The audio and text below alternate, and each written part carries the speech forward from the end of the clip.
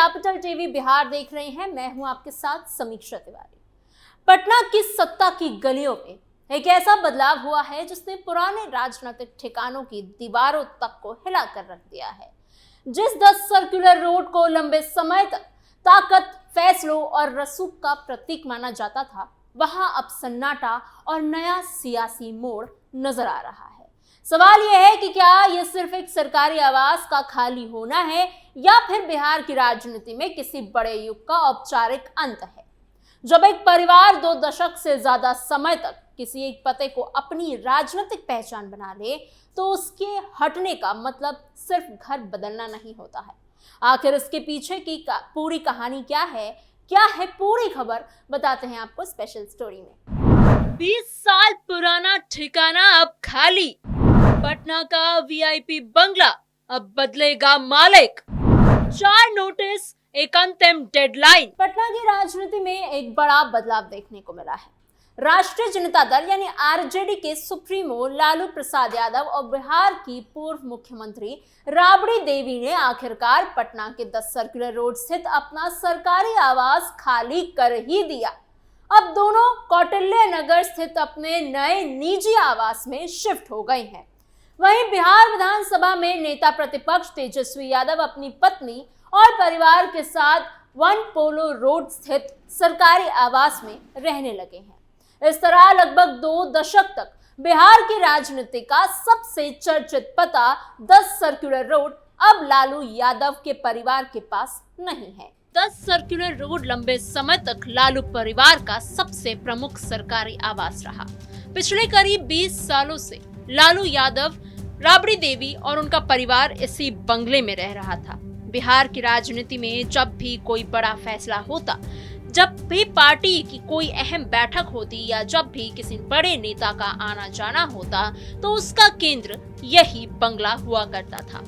राष्ट्रीय जनता दल की कई महत्वपूर्ण रणनीतियां इसी घर में बनाई गई। चुनावी टिकटों पर चर्चा से लेकर गठबंधन की बैठकों तक ये बंगला हमेशा राजनीतिक गतिविधियों से भरा रहता था।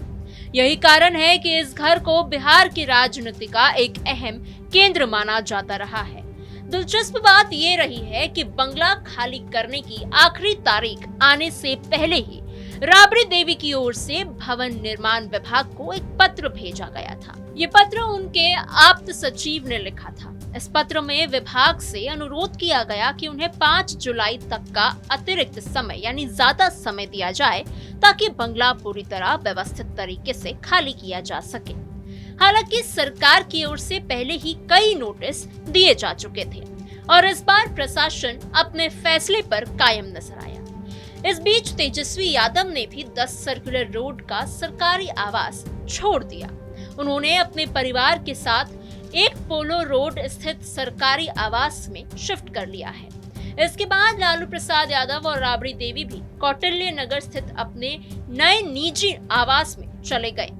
इस तरह लालू परिवार का 10 सर्कुलर रोड से करीब 20 साल पुराना रिश्ता अब खत्म हो गया है। बंगला खाली करने के दौरान एक और अहम बात सामने आई। राबड़ी देवी ने सरकार से इस सरकारी आवास में मौजूद सामानों की एक पूरी सूची मांगी, एक पूरी लिस्ट उन्होंने मांगी। इसके लिए भवन निर्माण विभाग को एक अलग पत्र भेजा गया था।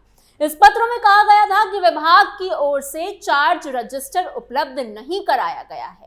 यही वो रजिस्टर है जिनमें उन सभी सरकारी सामानों का पूरा रिकॉर्ड दर्ज है जो किसी सरकारी आवास में रहने वाले व्यक्ति को दिया जाता है। राबड़ी देवी ने अपने पत्र में बताया कि जब उन्हें साल 2006 में ये सरकारी आवास दिया गया था, उसी समय विभाग ने उन्हें चार्ज रजिस्टर उपलब्ध कराया था। इस रजिस्टर में बंगले में मौजूद सभी सरकारी सामानों की जानकारी दर्ज थी। अब जब वो बंगला खाली कर रही है तो उन्हें वही चार्ज रजिस्टर दोबारा उपलब्ध कराया जाए ताकि हर सामान का सही तरीके से मिलान किया जा सके। उनका कहना था कि बिना चार्ज रजिस्टर के सामानों का मिलान करना मुश्किल होगा और बाद में किसी तरह का भ्रम या फिर विवाद पैदा हो सकता है। सरकारी सामानों की सूची मांगने के पीछे एक और खास वजह बताई गई। राबड़ी देवी के सहायक ने अपने पत्र में लिखा कि बंगला खाली करते समय हर सरकारी सामान का सही मिलान होना बेहद जरूरी है। इससे भविष्य में किसी भी तरह का विवाद होगा, ये साफ रहेगा कि कोई भी सरकारी सामान अपने साथ राबड़ी देवी लालू यादव नहीं लेकर गए हैं। इसीलिए विभाग ने चार्ज रजिस्टर और सरकारी सामानों की पूरी सूची उपलब्ध कराने का अनुरोध किया। इस पूरे मामले की शुरुआत काफी पहले ही हो चुकी थी।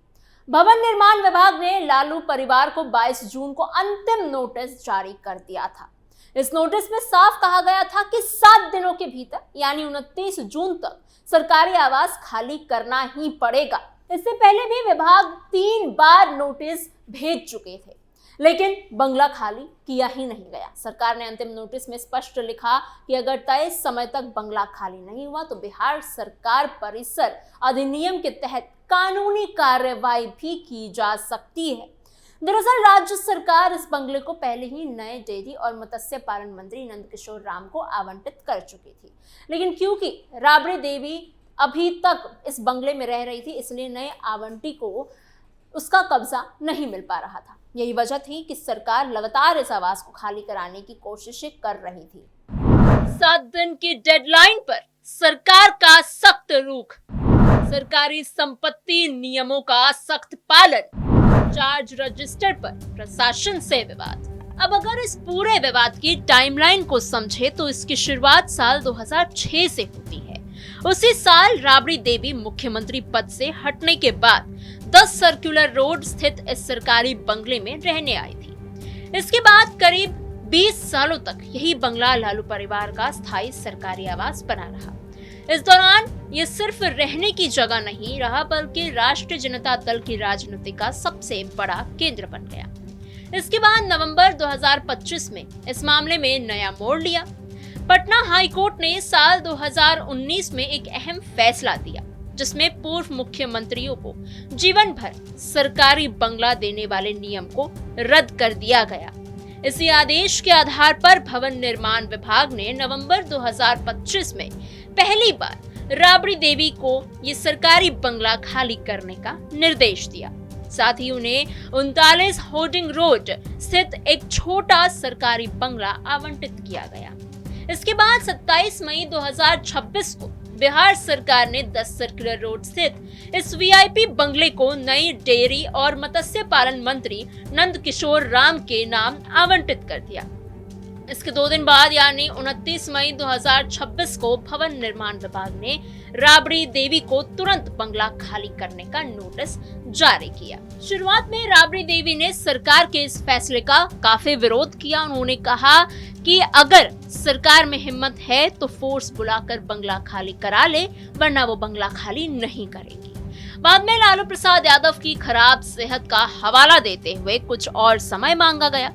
इसके बाद 22 जून 2026 को सरकार ने चौथा और अंतिम नोटिस जारी कर दिया। इसमें साफ कहा गया कि 7 दिनों के भीतर यानी 29 जून तक बंगला खाली करना होगा। साथ ही ये भी चेतावनी दे डाली कि समय सीमा पूरी होने के बाद बिहार सरकार परिसर अधिनियम के तहत कानूनी कार्रवाई की जाएगी। 29 जून 2026 को अंतिम समय सीमा खत्म होने से ठीक पहले ही लालू परिवार ने बंगला खाली करने की प्रक्रिया शुरू कर दी। घर में लगे सीसीटीवी कैमरास हटाए जाने लगे। धीरे धीरे घरेलू सामान, जरूरी दस्तावेज और दूसरी चीजें कौटिल्य नगर स्थित नए निजी आवास में भेजी जाने लगी। इसी दौरान राबड़ी देवी ने 2006 के चार्ज रजिस्टर का हवाला देते हुए विभाग के सामानों की सूची मांगी और 5 जुलाई तक का अतिरिक्त समय भी मांगा, सभी सरकारी सामानों का सही तरीके से मिलान किया जा सके। करीब 20 वर्षों तक इसी घर में परिवार ने अपना समय बिताया।